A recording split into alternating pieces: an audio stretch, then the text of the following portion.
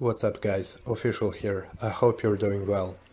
Khalid Kal Yafai is defending his WBA super flyweight title against the living legend Roman Chocolatito Gonzalez on February 29th in the Ford Center at the Star in Frisco, Texas. Just before going into the breakdown, a couple of words about the event. The fight is happening on the undercard of Mikey Garcia vs Jessie Vargas on DAZN.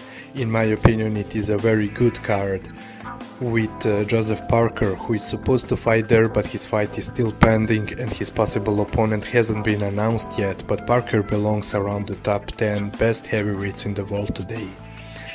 Julio Cesar Martinez, the Mexican flyweight sensation, is a definite must-see because of his output and the scary power he has.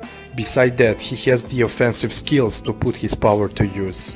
I urge you to watch his very last fight against Chocolatito's stablemate Christoph Rosario, because it was an amazing fight and an absolute war. He's fighting a talented and quick British Jay Harris, who just did a very interesting interview talking about this fight with Unrivaled Boxing Talking News, and you can hear it on YouTube. The main event between Garcia and Vargas isn't anything to go crazy about, but is an interesting fight that I'll keep my eyes on. And if you're like me and recognize Chocolatito Gonzalez for what he is, and it's him being one of the absolute best fighters of the previous decade, who's only 32 years old but has already achieved the all-time great status, then you can't feel any other way but to be happy to see him in the title fight again for the first time since the devastating loss in the Ruiz rematch, despite not being the same fighter he once was. Now the fight breakdown. On his comeback against Moises Fuentes after the knockout loss to Ruiz, Roman Gonzalez was there to get countered in the pocket maybe a bit more than he was when he moved up to 115 the first time, especially when he was going to Fuentes' body, but Fuentes wasn't able to take advantage of it, and on the other hand, in his very last fight against the Filipino Diomel Diacos, Roman was looking sharper. I know the Diacos fight was a step down even from the Fuentes fight, but he was giving him much less openings, he did extremely well blocking punches upstairs and downstairs. He kept a very good defense on the inside, he was creating the room on the inside either for his offense or as a mean of defense with his forearm. Was transitioning smoothly from inside to mid-range, and he did a very good job controlling the distance. Yafai is a decent boxer puncher who likes to control the distance and stay on the outside of his opponent's range until he decides to come into the short range behind his solid stiff jab. He steps to short range behind the jab and smothers and controls the opponent's guard by touching it with his gloves after stepping in, from where he can throw hooks on the inside and finish the combo with the jab on his way out. But my guess is Gonzalez is going to try to negate it by controlling the distance, kind of like he was doing in that short fight against Diacos, by transferring his weight from front to back foot and countering him there. If Chocolatito's timing is even at 70% of what it was 2 years ago, I estimate he would have an easy time catching Kal Yafai over his jab and over his left hooks, as Yafai doesn't make it very hard for those punches to be countered, because he rarely feints when stepping in with a jab, except for sometimes feinting a body jab by dropping his upper body low and finally throwing it upstairs. His left hook is decent and has a nice power, but was already countered many times with the left hooks of his previous opponents. Kal Yafai also tends to lead with that same hook by stepping in from the outside, and many of those times that hook was wide and wasn't set up with any feints to throw off the opponent's timing. If he tries to lead against Gonzalez by jumping in with a left hook from the outside like he does sometimes, Chocolatito may catch him with the straight counters on his way in, the same way Israil Gonzalez was able to. Same goes for his overhand right. Plus, it takes him some time to set his feet in order to throw punches. The way Yafai steps to short range most of the times and gets in the clinches, Roman Gonzalez should be aware of the possible headbutts, as well of him coming in with his head when throwing the overhand right from short range like Bernard Hopkins and Andre Ward. Chocolatito also need to pay attention to Yafai clinching and hitting. He uses the dirty tactics whenever he's in a position to do it, and from what I've seen from the first Chocolatito's fight against Rungvisai, the bad cut he suffered from the numerous headbutts from Rungvisai was disturbing him throughout the whole fight.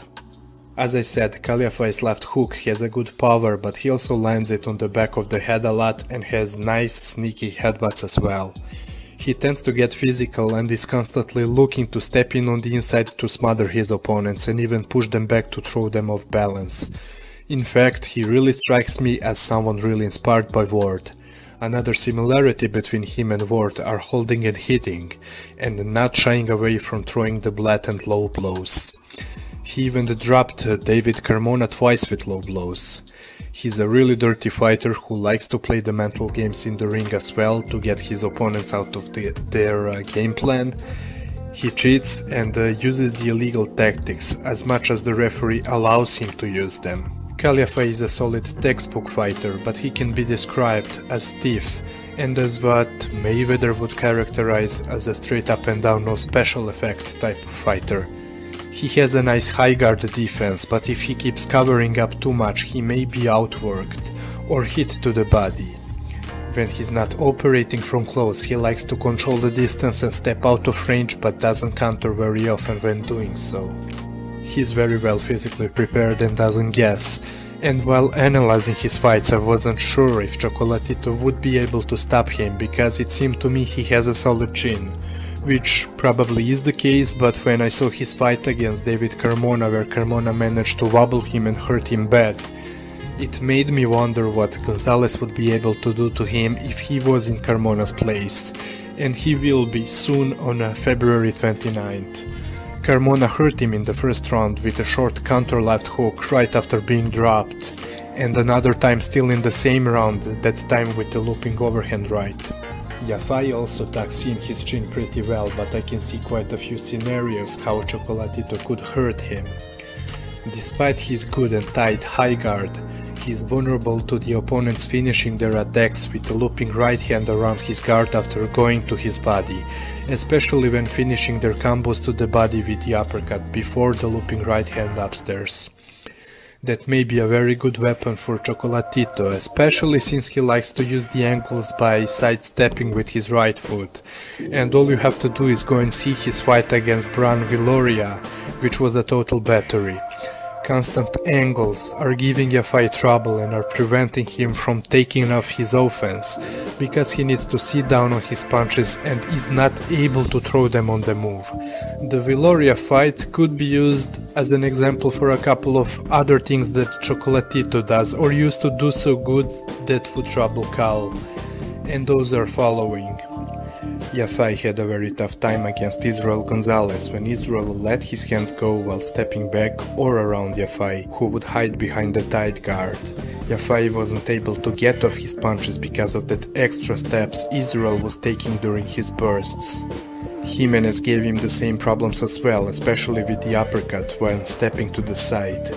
And Chocolatito Gonzalez could and should do the same in order to deny Kal Yafai the opportunity to be there in front of him for the left hook counters when he's ready to throw them out of the high guard.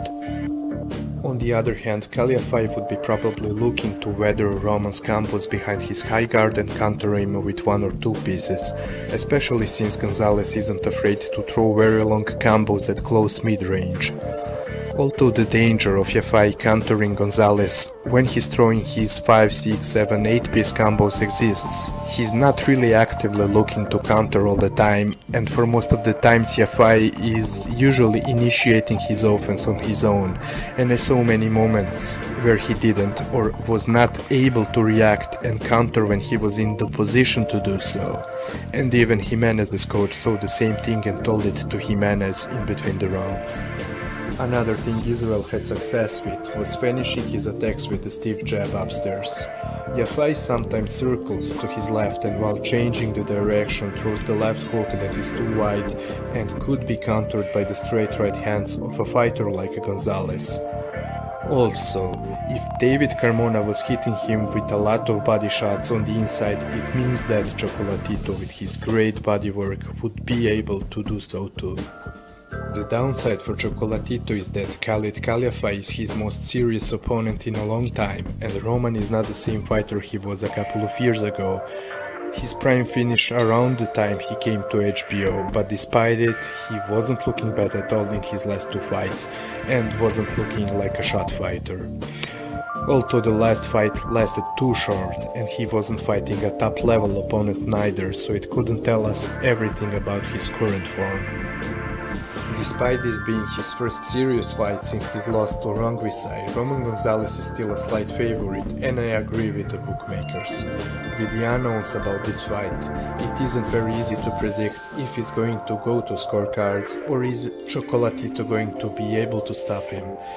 But for my official prediction, let's say I'm picking Roman Gonzalez by stoppage in between the 7th and the 9th round. But if I had to pick the exact round, I'd say the 7th round. If you enjoyed the video, consider hitting the like button and subscribing because it helps the growth of the channel. Thank you for watching.